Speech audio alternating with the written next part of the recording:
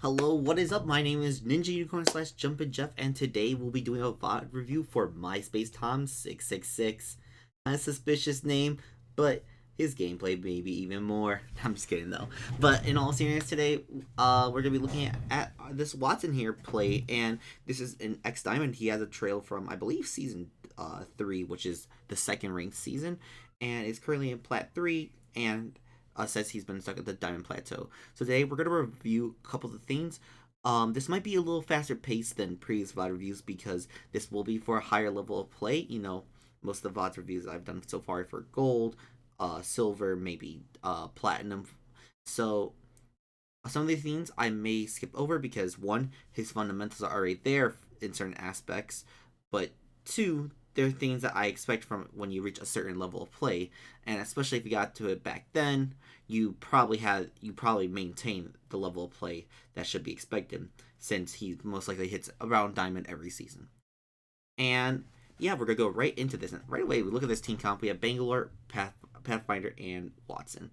It's kind of really weird anti-synergy here because if we look at the at what they do, you know, Watson and Pathfinder kind of work together because Pathfinder is all about rotating early and setting up the zips, getting those long rotations in, and Watson wants those fast rotations so she can get a good spot for her ultimate, especially, and she wants to play deep within the zone.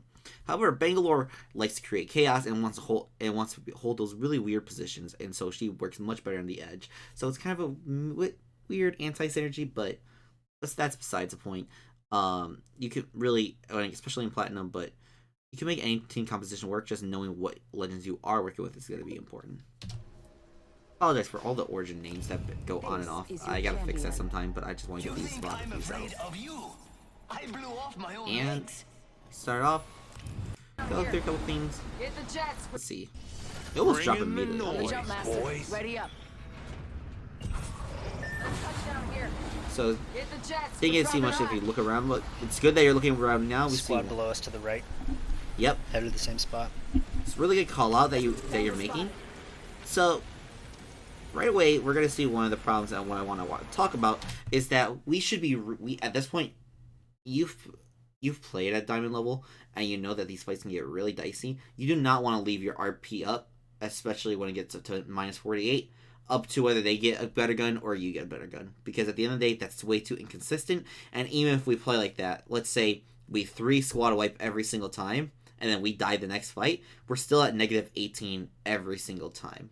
Unless you ride out your KP. But that doesn't really make you a better player either. So, really, if it's okay to hot drop, just make sure that you're looking towards these left buildings, because this is such a small area that they're landing at. This is all the loot they have access to. Look, if you take control of this building, and these buildings, what can this team really do?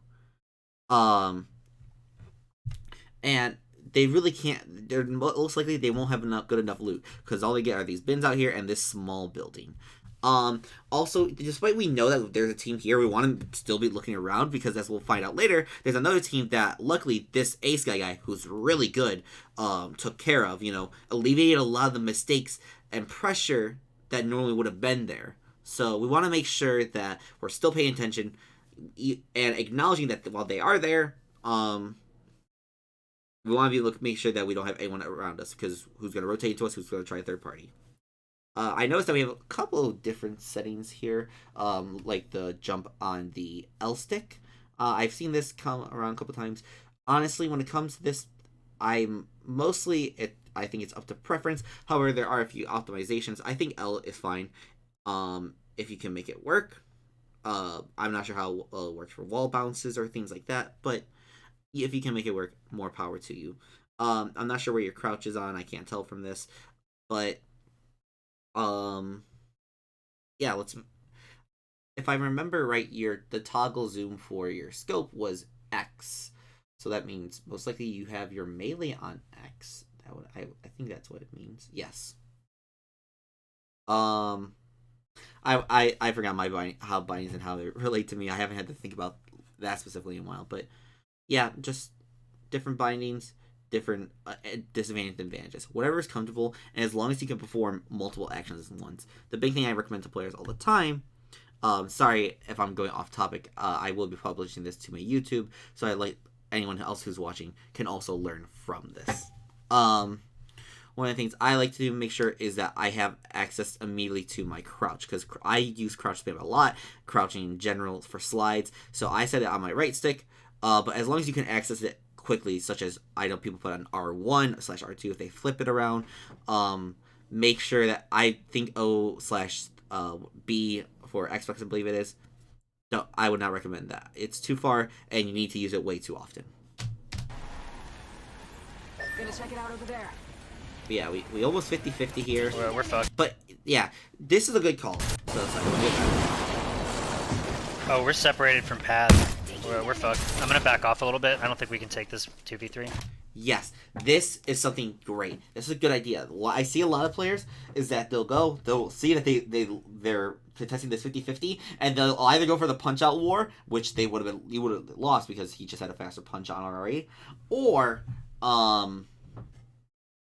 they would have just ran in and hoped for the best to get a gun, which is not good because his other two teammates are coming in from the inside. They're either gonna kill you and your Pathfinder's far out, or they're gonna, like, the Mirage might even get the gun before you, and then you're just dead either way. You're a character with no mobility whatsoever, so it's good you realize that this was not the fight you needed to take. This is we have to run away from, and what I want to see more players learn from. This is how you get RP. This is how you prevent losing from 36, and what you'll see eventually goes into positive. Now there's a lot to talk about and how you could have optimized it and done better, but the point being that this game will end up positive compared to negative.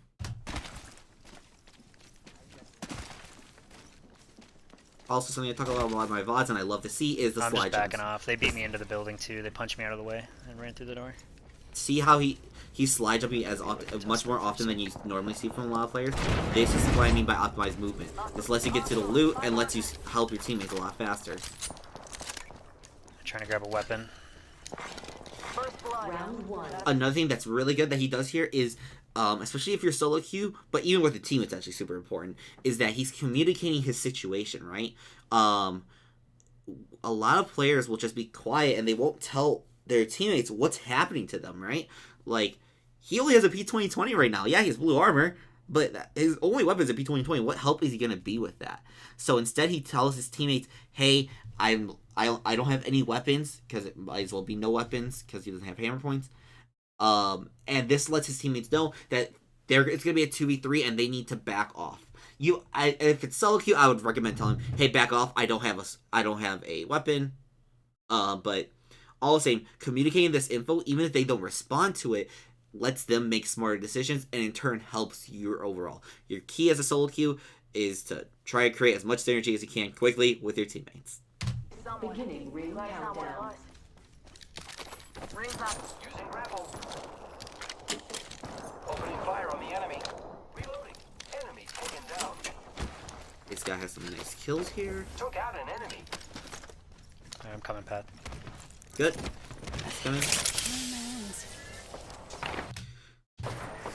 So right now you need to cancel the heal. Sorry, I kind of zoned out for a second, but first of all, popping his heal, I actually agree with.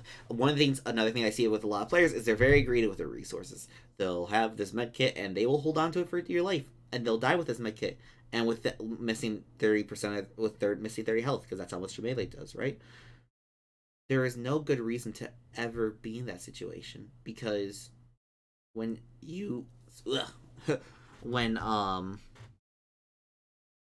you're holding onto these meds and you die with it, you could have potentially won or lived if you popped that med kit.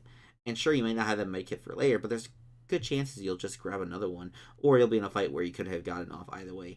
It's better to use it and be like, dang it, I wish I had it for later, than never use it and then potentially losing a fight that was winnable. However, that being said, look at right now.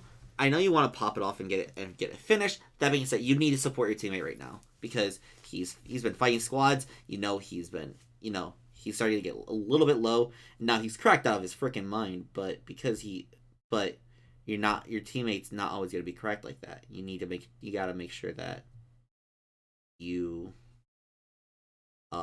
do the right things to support anyone who is in that situation, right? Wow, looks like that was the last. Recharging shields. Good shit, dude. Sorry I didn't make it here quick enough. There's more coming up over here. Horizon on the bridge, another one as well. Oh, she's lagging like hell too.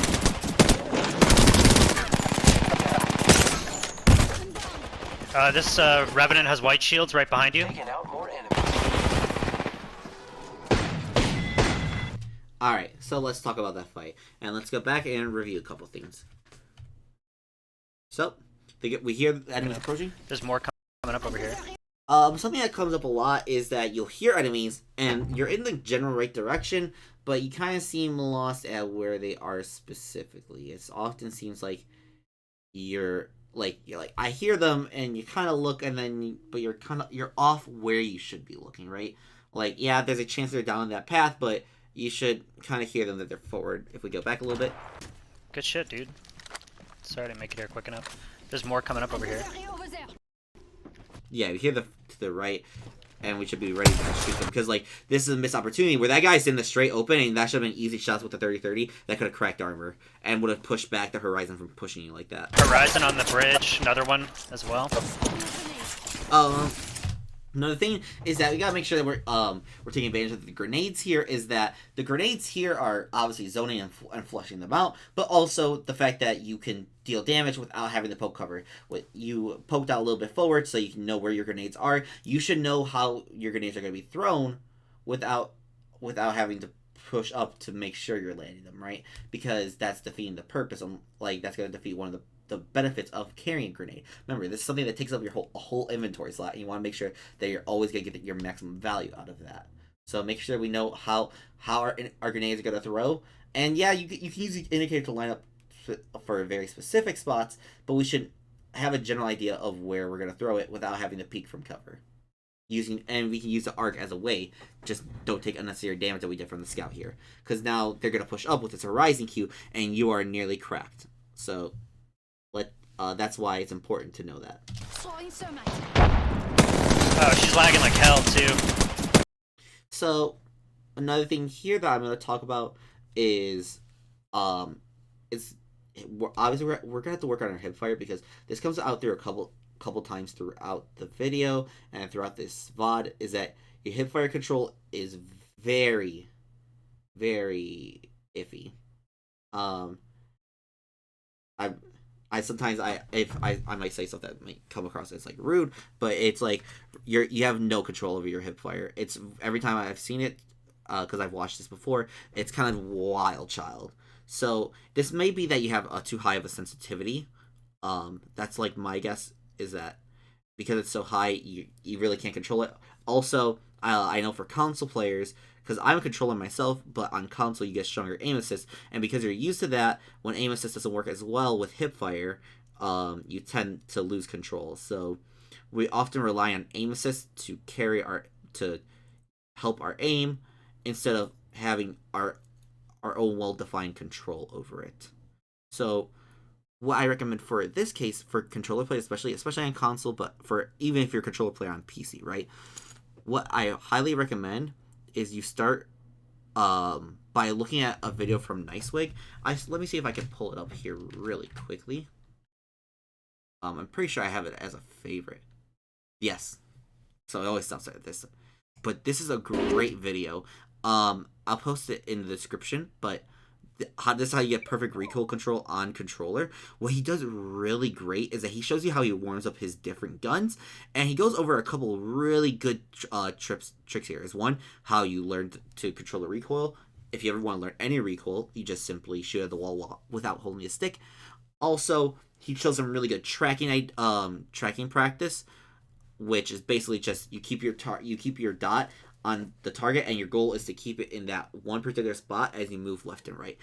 If you do this, you'll find that you have a much better hipfire control, because it means you have a much finer control over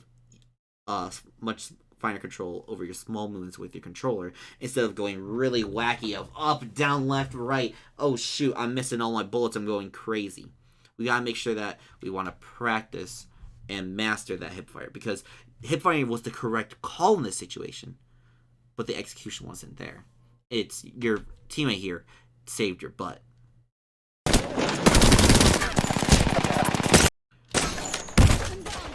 So really right there, when you're that low, and if you see someone coming up, you need to drop down, because if you drop down, that forces the Revenant to either follow you and give your teammate time to heal and take his fight, or he doesn't chase you, and now you live, and you don't have to and you can get heals off, and you have time to get back into the fight afterwards. This Revenant has white shields right behind you. Taking out more enemies.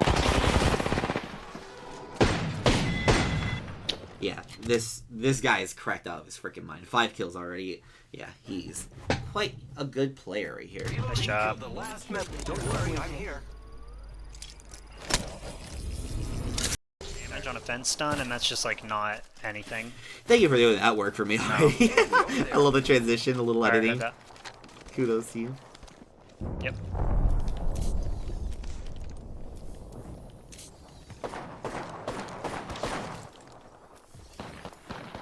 So this is what I mean by you kind of know where the enemies generally are, but you kind of get lost and you're not sure where to look, right? Like, if we look back here, right? You're looking, Yep. and you're on. What happened is Pathfinder called out, "There's enemy ahead," and so your teammates already look. The Bloodhound scanned from over here. You saw the Bloodhound scan going out that way. Your teammates already shooting at the Bloodhound, and you keep looking this way. Oh, fucking. And yeah, do you see how long it takes you to react to that horizon cue? Like, actually, it's kind of fortunate she dropped that way, because it lets you have your cursor there faster. But if she jumps another way, you were lost, and you couldn't take advantage of her going up in her queue in any way, shape, or form. And the reason I bring that up especially is because you're where your Pathfinder placement is, her strafe is meant to dodge him, which is probably going to be moving left and right towards south and north, which meant you would have had a really easy time hitting her, because the strafe only would have affected Pathfinder, and it would have been easy following her up shot for you. 46 on that horizon. Kind of called it wrong, but that's fine. That happens. There's an Octane pushing us. Miss the mantle. Make sure you're just climbing left to hit that mantle. You can reach it. I'm gonna try to get in the building. They already got the roof. Good call. So this is a great call. I like that you hold the building here. Later you go on to talk about how you don't like holding buildings, but you are playing Watson. This is her prime time. This is where she shines, right? She gets to put her ultimate down, put all these nice fences, and really you should be looking when you find a house like this that you can get to hold for a while. You should be like, oh, I don't like holding houses. You should be like, yes, let's go. I'm Watson and I get to play a house. Beautiful. That's a bueno. So yeah, if I'm not sure if you like playing Watson because she covers that weakness of yours, or because that's usually we consider her what we call a deep pocket character, and deep pocket are basically looking for good ring knowledge. They're going to try to figure out where the ring's going to end, and from there they're going to hold that position, and they're going to hold it out well, right? So not high kill, but they're going to have a great position, and no one's going to want to push them because those fences are a pain to deal with. They take forever to kill, and she has her gen up. You're getting passive shields from it. You're blocking grenades, making the push that much harder, right? There's no way to get a Gibraltar, no way to get Bangalore, Breven Silence, anything, grenade, it's arc start, nothing. So they just have to run at you, and makes it a lot harder for teams to push you. So really, if you want to play more passive, I think Watson fits well. If you are playing more aggressive, I would perhaps look towards a different character, or if you're especially as solo, because you want to accentuate what you're doing well, right? Like, personally for me, I play Watson a lot when I'm, I play Watson Crypto all while I'm playing pubs, but in ranked, when I'm playing seriously, I stick to characters like Bloodhound. I'll play the Octane. I'll play Gibraltar. I'll take characters that accentuate me playing much more aggressive, because that's my playstyle. It makes more sense for me to use those characters. I know I just said I don't like holding down buildings, but every so often. Yeah, well, if you're Watson, you want to hold down buildings. Holding down a building is your dream.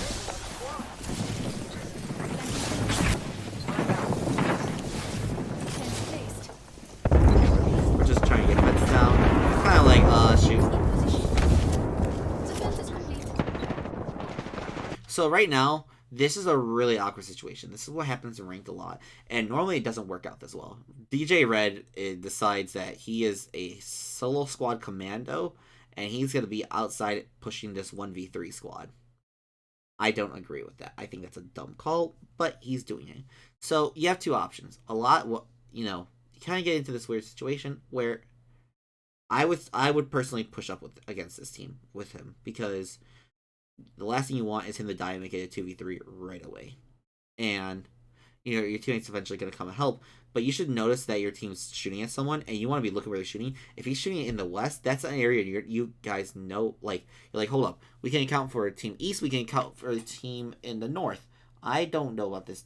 I haven't seen this team in the west yet, and so you need to be looking there and helping Bangalore.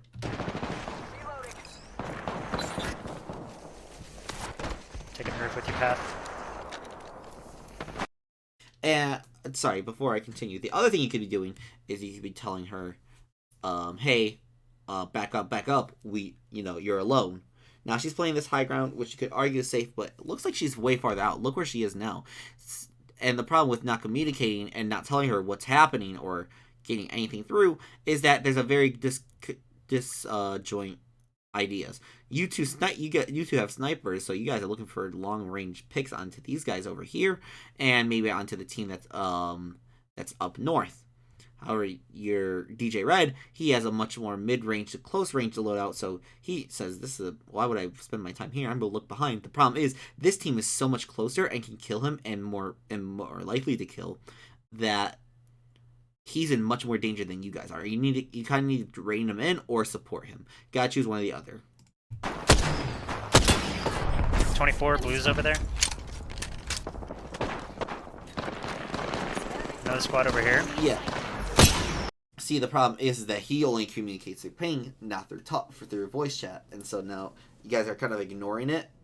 But you need to be aware of all of this. Attention. Someone eliminated the champion. That was the last. See, he solos 1v2s them, but what about the scenario where he doesn't get that off, right? Let's say he just dies. Now you guys are like, oh shoot, now we have to help. Good chance he's getting finished for shield swaps, all that jazz. Like, don't want to put yourself. Support him early. You'll get KP, and you'll prevent any mistakes from happening, or mitigate mistakes. Round They're up on our left. Giving my shield a recharge. He's good using the one second charge. Get some nice pokes throughout here. What'd you say?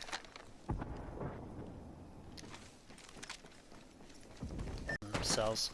Give me a sec. Recharging shield. Did they go towards lab or towards Hydra? Got a live one out there. Okay.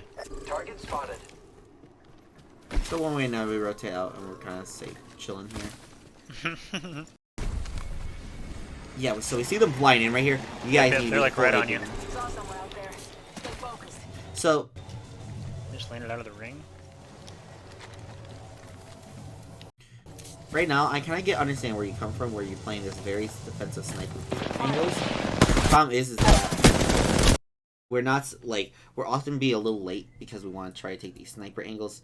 This team is in a bad position. They need to be punished quickly and thoroughly, and so you need to not be taking a sniper, and you should be running up with your R99 and killing them. Because a lot of your damage is actually coming from knocking down. There's the Bangalore's kill. Yeah, there's really. I am taking fire, friends. Yep.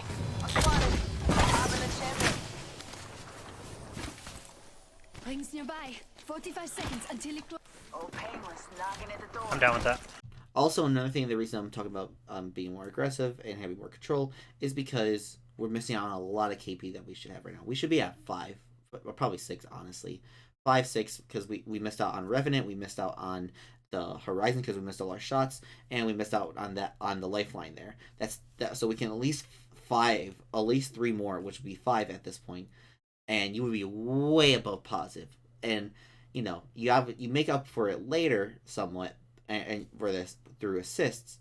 But if you're going to die right now, you're only at 2 KP, you only make +8. In diamond, you're actually making -4, right? Like, that is not something we want to go through. We don't want that to happen all the time. So we gotta make sure we're always there, present for the fight, making sure we're there on time. Otherwise, we're going to make our climb really slow, or actually slowly, or be hard stuck, right? This is what happens when you get hard stuck, is that you're given opportunities and you don't capitalize when you get the RP that you should have. Healing. Watch my back. Oh, right up here, right up here. This squad is attacking us. Double timing it. Ring ain't far. Half of one. 69, cracked him, That's right. knocked Good him. knock. Good knock. I downed an enemy. Good shots. Reloading. Up Here, the left to your here. Yep, good. So it seems your sounds, it might be your headphones, but what I'm noticing a lot is that your sound, it doesn't seem like your headset gives you direct exactly like where you should be left. Like in there, you look to the right, like you go to the left, but you look closer to the right. On the left, he was much farther left. I was listening to the audio, that was a lot farther left, and it seems like you're somewhat off with the audio. So make sure that you check on those settings, make sure they're all good on your headsets, right? Like, you don't need an expensive gaming like crazy headset. I have like it was like $30 or $40, and for you know, you could consider that expensive, but I think a headset is one of the most worthwhile investments. It gives you such a good advantage, and a decent headset will provide you what you need in Apex, which is to be able to hear vertically and horizontally and in all cardinal directions. Recharging my shields. Alright, so here's another problem, is that we kind of just got here to 10 seconds and we don't have a game plan. One of the biggest things that we talk about for diamond players, and what hurts them a lot, is that they'll often have the gut skills. They'll have, you know, the movement. They'll have a lot of these skills, but they don't. But one of the things that the hard things to focus on is learning rotations, because with rotations, you now have to deal with teams that are really playing hard for their RP, and all their fundamentals, they're there. They should be there, right? For most players. So you can't just face roll them and, you know, out aim them and out aim them 24/7, because most of the time they will have good enough mechanics to compete with you. So the way that we deal with that is playing our rotations of where we're going next. We're at 10 seconds and we still haven't chosen where we want to go. So, you know, we have two options. We can either look straight east, or we can head west, right? So towards this canyon over here. This is the better rotation. Now, this is a really late rotation and is not good because, one, we're not an edge comp. We don't have enough tools to survive on the edge. We're not the great, you know, you could argue with Bangalore that you can do it, but really, the Watson and Pathfinder give you great options for scanning beacon and really getting a good position within the ring. But we're not taking advantage of that, and instead, we're basically relying on one legend to carry us through this stage, which kind of becomes a problem because there's no communication, there's no idea of what we're doing, and it's going to cause problems. It's going to cause us to have a miscommunication because no one's talking.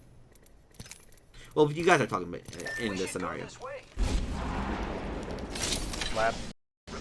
Yes. So what happens is Pathfinder makes the correct call, because this gives you a better chance. You can go to the other side in Hydro. You can also just walk up if this is uncontested. You have a lot more options to play around with here. Then over here, we know there's like 2-3 squads. All at this choke here, 7 squads alive. Why would we push that? That is a death threat sentence. We are going to get killed, held out, gate kept. Not a good push. Would not go through this choke here. It's a death sentence. But alas, Incoming care PJ package. Red I love loot. decides he will 1v3 again. He's got this. He's got the smokes. What can go wrong? Oh, Bangalore. Taking a knee. Patching up.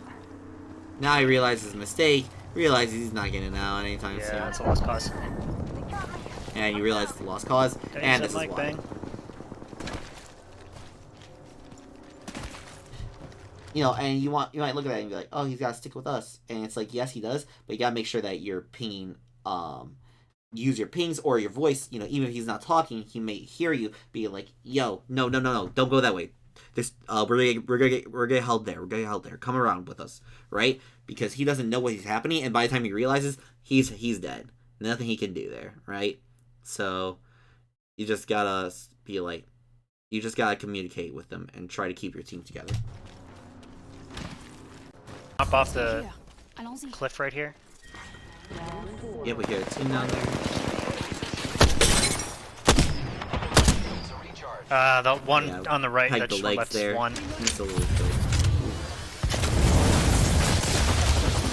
More storms.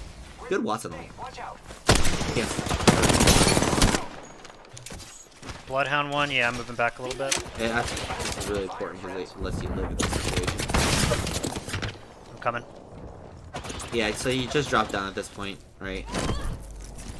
Just topping up my shields. You gotta just switch to battery because you're. Who can, you just need to make sure you're I dropped stay down. alive right now. I can't get back up. Who's ready? The enemies are shooting at me. And honestly, like, I want to say, like, I know I'm probably coming off as harsh in this, but I'm being harsh because, you know, there's, when it comes to higher level gameplay, there's specific things, there's a lot of habits that you picked up along the way, a lot of things you're not considering, and I've realized as I worked with more players is that, you know, you've been playing at least since Season 3, probably before then. So I want to make sure that I'm pointing out these things and suggesting ways that you can fix it, and hopefully it'll stick out, be like, wow, I didn't even realize this. So, forgive me if it comes off a little harsh. I don't mean to be. Just sometimes comes out like that. Some nice shields to recharge. Yep, barely get out of there. Shield. Repairing my damages. 1 minute. The ring isn't far. Setting a fence. So, by the way, I love the way they use your fences here. Like, I think it's good that you're setting up fences for area. The one thing that you Watson players want to do is constantly block off entryways and ways that, or at least slow them down, because it's not a hard denial of area like caustics, where, you know, it's very, very frustrating to deal with, and it, you know, you must avoid at all costs. Players can deal with Watson fences a lot easier. However, because there's many of them, and it's time consuming, you want to take advantage of that, right? At worst they just shoot it out and it doesn't really change much, but at best they can run through a stun, giving you easy kill, or just giving you information of where they are currently, because there's a little icon that shows when they have passed which fence and how far away they are. The circuit is complete. Taking a moment to heal up. The ring is close. Grenades that Horizon threw after her ult, but not the ult. Yeah, this is gonna be tough. 30 seconds remain. The ring. Yeah, this is gonna be tough. Okay. There's gotta be, right? Cracked him. Yep, that's gonna be tough to hold down. There. 10 seconds. I'm trying to look for it. This Go this way. Yep. Rings right there. Oh, there's gotta be, right? Is there a squad up on this roof already? There's gotta be, right? Yeah, there they are. Oh, he's looking at me, sorry. Cracked him. It's cracked. Let's go this way. Yep. Rings right there. 10 seconds. Yeah, that's gonna be tough to hold down. So it seems like you're very adverse to holding buildings. And I understand that it can be tough to hold spots, right? But remember, you're Watson. This is where you shine. If you're somehow able to capitalize on getting a building, now obviously the proper way is to get it beforehand. You know, not being this edge of the ring situation. But if you can manage to get a building and settle with your fences and ultimate, that is the dream. Like, don't be scared to hold buildings. That's what you want. You want to be able to make people be like, hey, don't push this. Like, you're not gonna enjoy my ultimate. You're not gonna enjoy the way I make happen. And so, push them away. Be like, yeah, let's hold this. I got my ultimate. I'm ready. Oh! I am taking fire, friends. I don't know. I think I skipped that at some point. One of the things I want to say is that he made a really good call out, or Watson made a really good call out of, hey, what if we follow behind this team and fight the team that's in that house, right?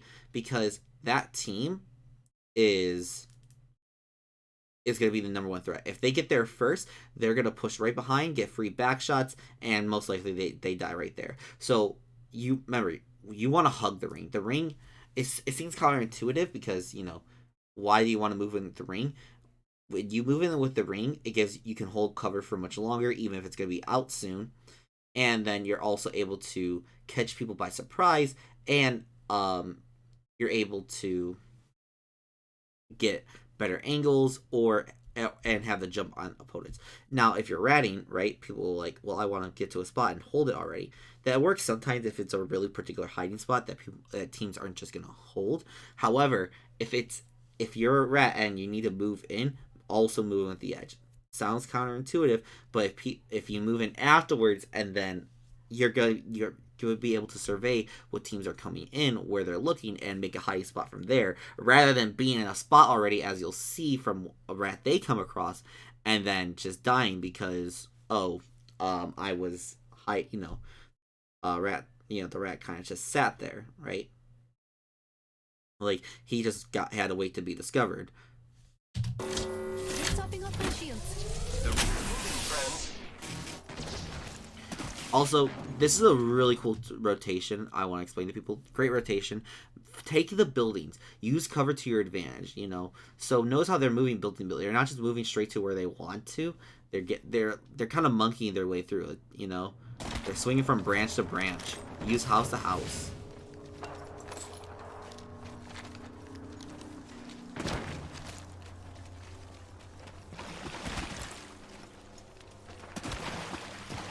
And because they're kind of monkeying like this, they're able to get to the house they want. What the fuck? Are they inside? This is the rat. And see, this is the problem, is that because she's already in there, when they decide to hold this house, surprise! What the fuck? Are they inside? Opening fire on the enemy. Ugh. Flash. I know you kind of were preemptively shooting there. Good shit.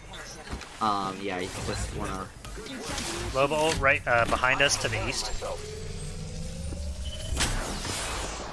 I mean, that's right there. You got RP there, but almost miss out on a good opportunity for that.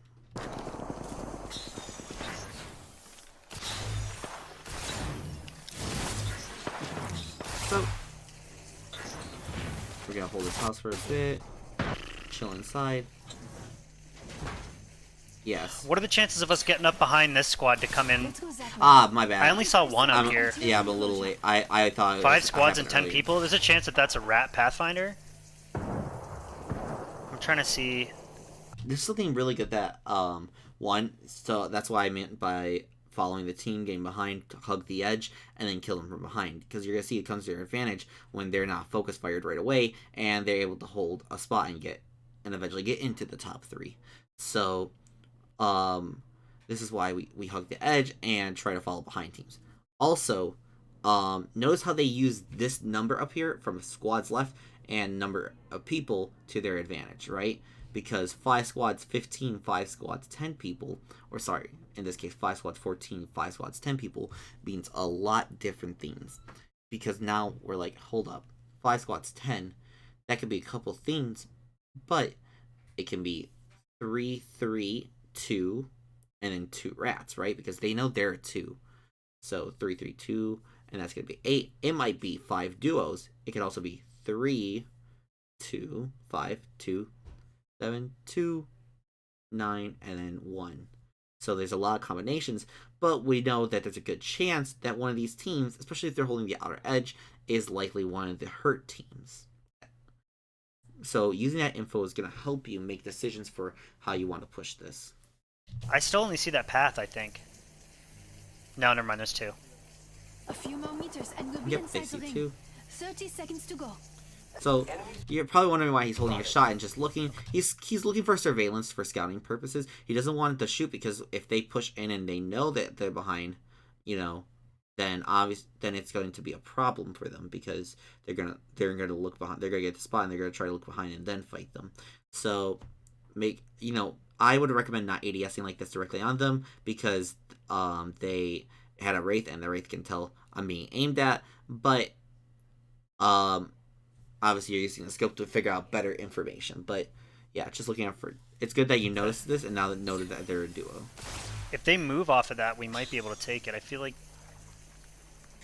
So yeah, it seems like sometimes we're just missing info here, right? Like we're following them, and we should have seen that they jumped right there. Like they jumped and they're moving to the spot already. We should know that. Like we're like, I'm not sure. If they move off of that, we might be able to take it. I feel like. Yeah, do you want to try and come around?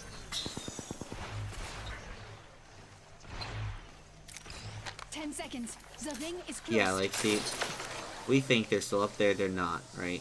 They moved in. Now you just go hold this and follow the edge. I can see that the This grenade usage is not the best here because this house is not gonna be held. Your grenades are gonna want to flush out someone, and so I could argue maybe under the house if they're hiding there on the other side. Don't throw your grenades right there. That's pointless to break the door. You're gonna. I think you waste 2 grenades here. Wait, they're just gonna move out. They're not hiding in there. Oh, this ring hurts. Be careful healing here. People on top of the house right there. I'm going underneath. Great Watson all here. Oh, you don't use right away.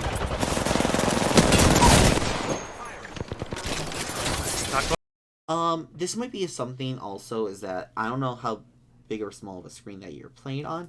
I'm guessing it might be a big TV because it seems like things at the edge you're often kind of missing. So you want to make sure that you're that maybe play on a smaller screen or being more attentive, or maybe tightening up how much the game is playing on the screen because. The problem with playing on such a wide screen is that more pixels makes things a little bit more blurry, but beyond just that, it also makes it so that it's harder to observe when things are moving at the side of your vision. We could talk about FOV. I'm not sure what your FOV is here, but we want to make sure that we're taking note of all of our surroundings because that was something that we missed until the very end when he jumped. When your teammate's shooting at him. So, You want to get an ult down?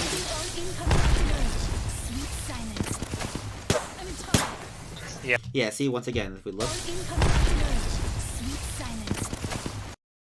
at the edge of our screen, Yeah, we got it. And we're kind of just missing it.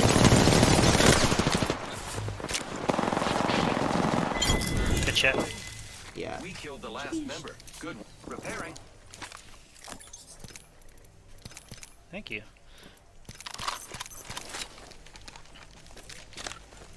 So something I was I thought about before was that this might be a time to start switching our loadout, right? We're in a small ring where poke weapons are not going to be useful. We're going to have a big fight up close soon. You might want to switch your loadout at this point to double close range because you might need to go through both to kill 2 people or just 1 person alone. It's going to do more use than the triple take rule at this point. So we're at this final ring. So we get here and it's like, what do, right? So this is where knowing our environment is going to be key. We end up playing over here, and this is the correct call. This is a good spot to hold down. You guys, it gives you cover. It's near where the center ends. You can hold it for a while, let the other 2 teams fight. We loot for a while.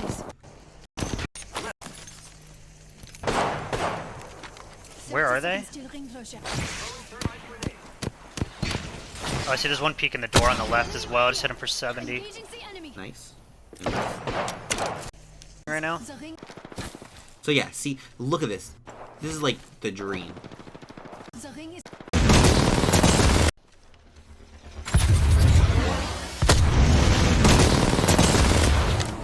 Killed the Horizon ult.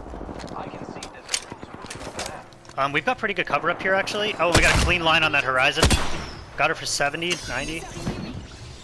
She's coming up to me. Using grapple. So this is something that I would have liked to take advantage of better. We fell back instead, and we had two different ideas. I can tell your natural inclination is to be more passive, right? You don't like to take these fights aggressively, but right now you guys you had initial control of this, right? They're not going to push aside. That's dumb of them to do. You guys want to be taking control of this up top here and winning the fights up here. You have cover up here. They'll be open. This is an easy aggressive fight for you right now. Instead, you're kind of wasting time placing fences, and we're just kind of lost of what's happening, right? Once again, see, this is why I mentioned the hip fire, is that we just kind of like in a circle around the enemy. We don't really hit them for much, and now we're getting peacekeeper, right? Oh, that peacekeeper hurts so bad, and I'm off the map. Giving my shields a recharge.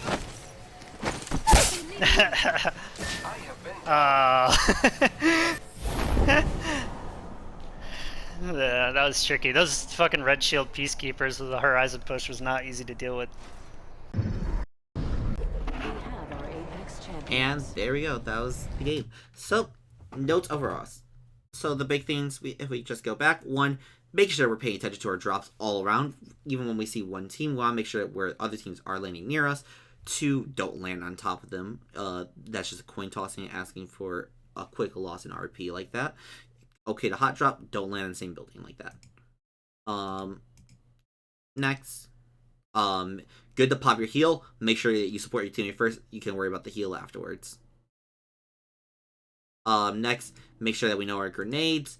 And make sure that we really practice our hip fire control. Either lower the sensitivity or keep the same, but make sure that we're practicing that control. I'm going to also link in the description the Nicewig video, but I highly recommend that you watch it. Great for learning recoils, also great for learning for practicing your tracking and fire range and mastering those skills and what type of, it even goes over movement with different guns and how to play it, right? The bridge, another one as well. So knowing grenade arcs right away, making sure that we are destroying line of sights when we're this low, forcing the Revenant to actually make a decision, and that's gonna be hard for him. Either way, benefits you or the team. Taking out more. Bridge on a fence. Take control of this house. So next thing, be comfortable taking more houses, right? You're Watson. This is your specialty. Use it to your advantage. Also, make sure we check our sound settings or just familiarizing ourselves with where sounds are coming from, right? Even if it's just going into a pub and like sitting in a spot and trying to figure out, oh, this is where they sound like when they're over here specifically. Or, I think the best way that you can practice is, if you don't want to waste someone's real match, is take a friend, go into firing range, and just say, hey, I'm going to be right here behind cover, and just move to different spots, and just ping where you are, so I know what I'm listening for, right? You turn friendly fire off, so you know how they sound like as enemies, and then you can start hearing, oh, this is what they sound like when they're, 45 degrees to my right, or to a hard, or 80 degrees, 90, whatever, right? That's a good way to practice pinning where the sound's coming from specifically. Being able to read your environment is going to be something super important. It seems like, you're not taking all the context clues to be able to set yourself up for success of where the enemy is going to be coming from. 46 on that horizon. And they already got I think you're at you have a lot of good decisions, right? I think you have good decision making. But I think the biggest things lacking are there seems to be a lack of control. It seems to rely a lot more on aim assist rather than your own skill. And so you want to make sure that you're relying less on that, because let's take Bangalore Smoke, but in general, when you're able to rely less on aim assist, you're able to make crazier plays. You're able to then when you can rely without aim assist is just gonna be that much more insanely helpful, right? So make sure that you understanding that you can control it and having that the precision to do so. I would highly recommend practicing that. the roof. Make sure that we're supporting teammates, especially or communicating with them, even if they don't have mics, what's happening, and trying to evaluating what the different levels of danger are compared to what teammates. You know, Pathfinder's fine on this roof here if he's playing sniper, but this Bangalore's in a danger zone. Also, making a fast. Sorry. Another squad. Off. I don't know about the squad on the right. Next thing I would say to work on here is we have to make decisions on our rotations.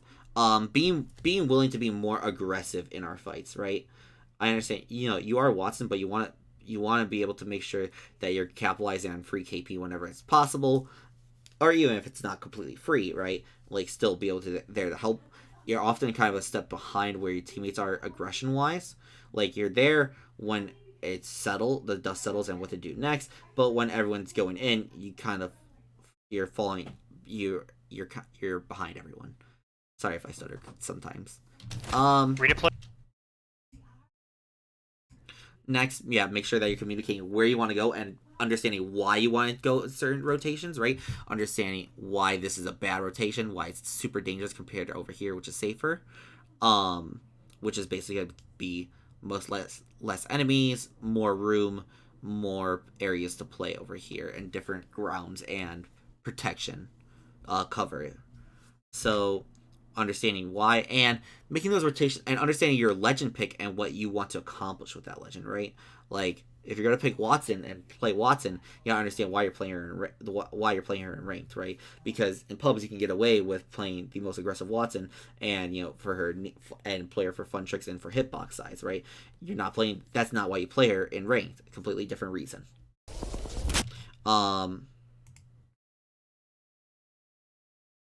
Next, I think your usage of Watson itself, like understanding of what Watson's kit can and cannot do, actually is really good. I think I didn't really get to see too much of the fence part.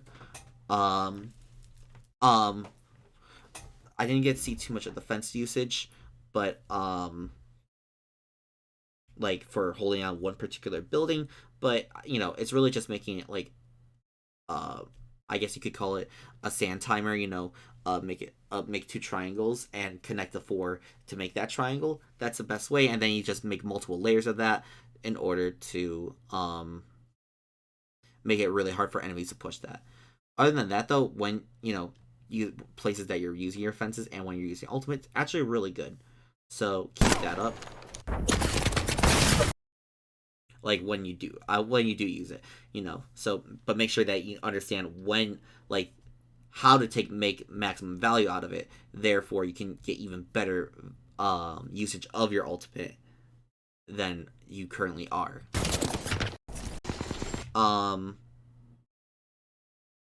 Finally, great call on, you know, play edge, follow teams from behind. Make sure that we're clearing out vicinities when we take them, especially when it's this low count for potential rats like you ran into.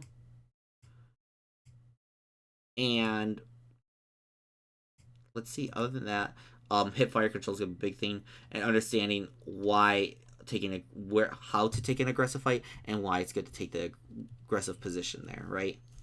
So yeah, these are the big things that I've noticed in your gameplay. I wish you the best of luck in your climb, especially once you hit diamond, or if you have hit diamond already. I know it can be tough, but just keep a good mental. Hopefully these tips will help, and something that you can work towards to improve your own gameplay. All right, take it easy.